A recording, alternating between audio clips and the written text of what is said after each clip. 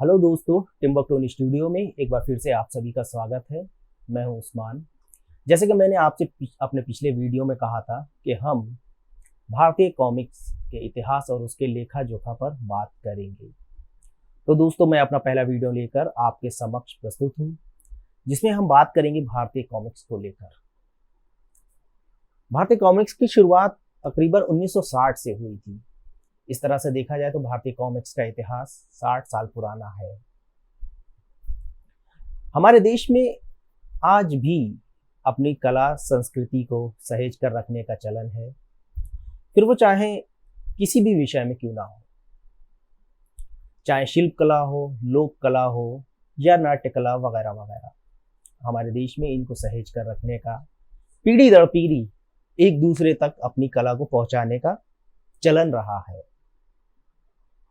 लेकिन बड़ी ताज्जुब की बात है कि भारतीय कॉमिक्स कला के इतिहास को सहेजने को लेकर ना जाने क्यों कुछ उदासीनता सी दिखाई देती है। और भारतीय कॉमिक्स का जो इतिहास है, हालांकि इसको सहेजना किसी एक व्यक्ति विशेष की बस की बात तो नहीं है, लेकिन मैं ये कहूँगा कि नामुमकिन भी नहीं है। बात आगे भी जारी रहेगी। फिलहाल मैं आपको उस ओर ले चलता हूँ जिसकी मैंने आपसे बात की है। जब भारतीय कॉमिक्स की शुरुआत हुई थी तो वो ऐसा दौर था कि जब टेलीविज़न और वीडियो गेम से ये जनरेशन पूरी तरह से अछूती थी। क्रिकेट और खेल-कूद और पढ़ना मनोरंजन का मुख्य साधन हुआ करते थे। फिर वो चाहे नॉवेल हो, साहित्य हो या फिर कॉमिक्स, यही मनोरंजन के मुख्य साधन थे उस दौर में। ये दौर था 1960 के आसपास का। अभी टेलीविज़न भारत में इतना लोकप्रिय नहीं हुआ था, वीडियो गेम तो था ही नहीं। और ये वो दौर था जब कोई लेखक हो या कॉमिक आर्टिस्ट हो या फिर कोई कैरेक्टर डिज़ाइनर, कोई भी अपने कैरेक्टर्स को या अपने लेखन को लेकर कॉपीराइट के दांव पेच पे नहीं पड़ता था। 15 अगस्त 1947 को भारत आज़ाद हो चुका था।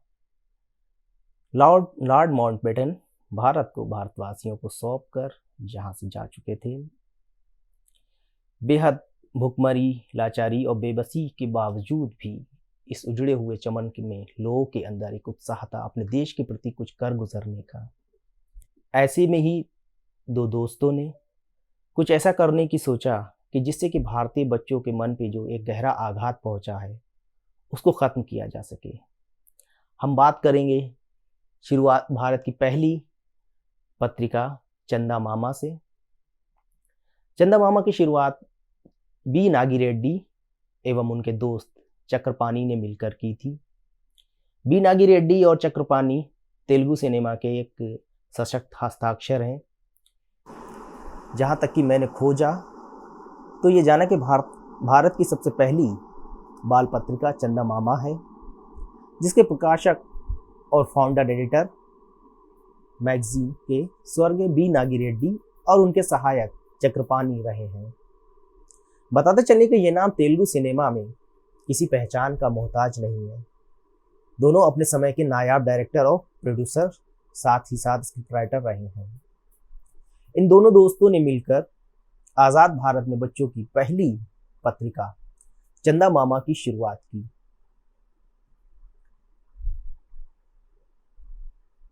जुलाई 1947 से चंदा मामा का पहला अंक प्रकाशित हुआ था, जो कि 2 रंगों में था और तेलुगु भाषा में था। चंदा मामा भारत की पहली बाल पत्रिका थी, लेकिन एक कॉमिक्स के रूप में ये नहीं आती थी।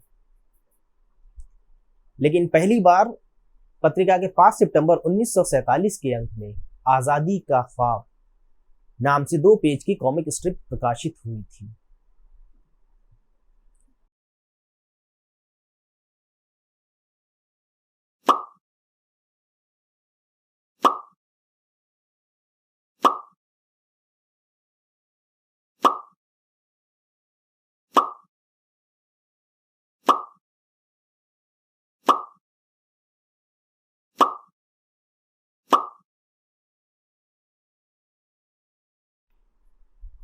वैसे तो इस स्ट्रिप में आर्टिस्ट का नाम नहीं है, लेकिन चंदा मामा की अधिकतर आर्ट केसी शिवशंकरन, जिनको शंकर के नाम से भी जानते हैं, ने ही बनाई है।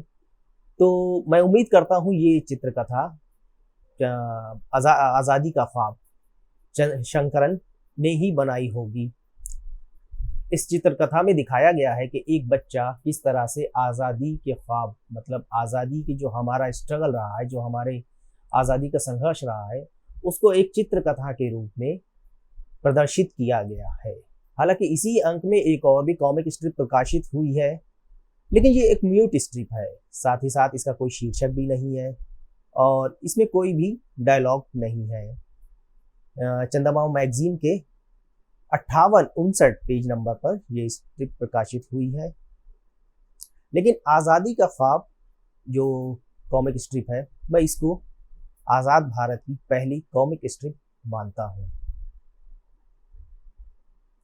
हालांकि दुनिया में कुछ भी स्थिर नहीं है, आगे भी रिसर्च होती रहेगी। आज़ादी का ख्वाब स्ट्रिप शंकर ने जो बनाई थी वो पहली स्ट्रिप है, लेकिन जहां तक कि अभी तक का मेरी रिसर्च है उसके अनुसार ये पहली ही स्ट्रिप है। दूसरी तरफ एक बात फिर मैं आपको वाज़ेह कर दूं कि मैं यहाँ पर किसी विदेशी स्ट्रिप की बात नहीं कर रहा। जैसे कि अगर आपके मन में ये ख्याल आ रहा हो कि फैंटम या फिर दूसरी विदेशी टार्जन वगैरह, वो आज़ादी से पहले और आज़ादी के बाद भी प्रकाशित होती रही हैं, जैसे कि आनंद बाजार पत्रिका में, इलस्ट्रेटेड वीकली में। लेकिन ये सभी विदेशी कॉमिक स्ट्रिप है, भारतीय नहीं है।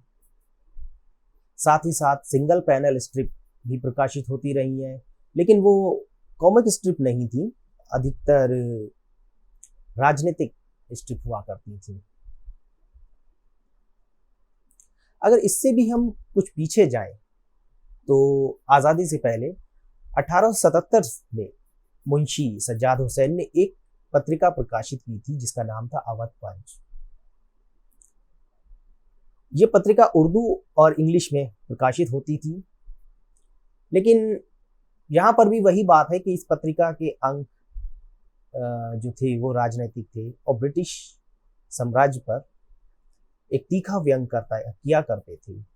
आज की किसी पत्रिका से अगर हम इसकी तुलना करें तो हम मान सकते हैं कि अवध पंच पत्रिका उस जमाने की शार्ली हेब्दो पत्रिका की जैसी ही थी।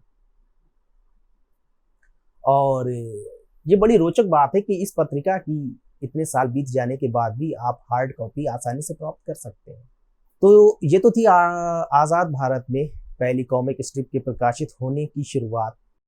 इसी तरह से आगे भी बढ़ते रहेंगे। हमारा ये सफ़र फैंटम, बहादुर, नागराज, ध्रुव, चाचा चौधरी, बिल्लू पिंकी, हांदा भोंदा, फेलुदा के साथ आगे बढ़ता रहेगा। हमारा ये सफ़र आगे जारी रहेगा। हम बात करेंगे बहादुर की और इसके अलावा चाचा चौधरी, बिल्लू पिंकी और साथ ही साथ दूसरे कॉमिक कैरेक्टर की तरफ भी हम जाएंगे। लेकिन फिलहाल इस एपिसोड में इतना ही। तो दोस्तों ये था इंडियन कॉमिक सिविलाइजेशन का पहला एपिसोड। अगर आपको हमारा ये प्रयास पसंद आया हो तो कृपया हमारे यूट्यूब चैनल टिम्बकटू को लाइक, कमेंट और सब्सक्राइब करना ना भूलें। साथ ही साथ आप कमेंट करके भी हमको बता सकते हैं कि आपको हमारा प्रयास कैसा लगा, क्या आपको हमारा एपिसोड पसंद आया, या फिर आप कोई सुझाव देना चाहें तो सुझाव भी दे सकते हैं। कमेंट के अलावा आप हमें मेल भी कर सकते हैं। साथ ही साथ आप चाहें तो हमको व्हाट्सएप से भी कांटेक्ट कर सकते हैं या फिर आप डायरेक्ट कॉल भी कर सकते हैं। भारतीय कॉमिक्स को लेकर अभी हम आगे ये सफ़र जो चल रहा है ये आगे काफ़ी दूर तक जाएगा। अभी ये पहला एपिसोड है, शुरुआत है। आगे बहुत सारी रोचक जानकारियाँ हम आपके साथ साझा करेंगे। फिर इसमें चाहे कॉमिक्स के राइटर की जानकारी हो, कैरेक्टर आर्टिस्ट की हो या फिर किसी पब्लिशर की जानकारी हो, तरह-तरह की रोचक जानकारियाँ हम आप तक लेकर आते रहेंगे। और इसके अलावा मैं आपके सामने बहुत सारी ऐसी कॉमिक्स वगैरह रिवील करूँगा जो पर्सनली मैंने अपने कलेक्शन में रखी हुई है और जो एक बेहद ही रेयर और एंटीक कॉमिक्स वगैरह मानी जाती हैं आज भी बाजार में। देख सकते हैं आप, हिमबाला और 7 बौने। खैर, अभी हम इस पर चर्चा नहीं करेंगे। बस इसी तरह से हिमवाला साग बौने हैं या द फैंटम्स बेल्ट है या दूसरी और भी कई तरह की कॉमिक्स, उनके बारे में जानकारी आपके पास कोई सुझाव हो, तो वो भी आप हमें दे सकते हैं। या आपके पास कोई जानकारी हो जो आप हमसे साझा करना चाहें कॉमिक्स के विषय में, तो उसका बहुत ही खुले दिल से स्वागत है।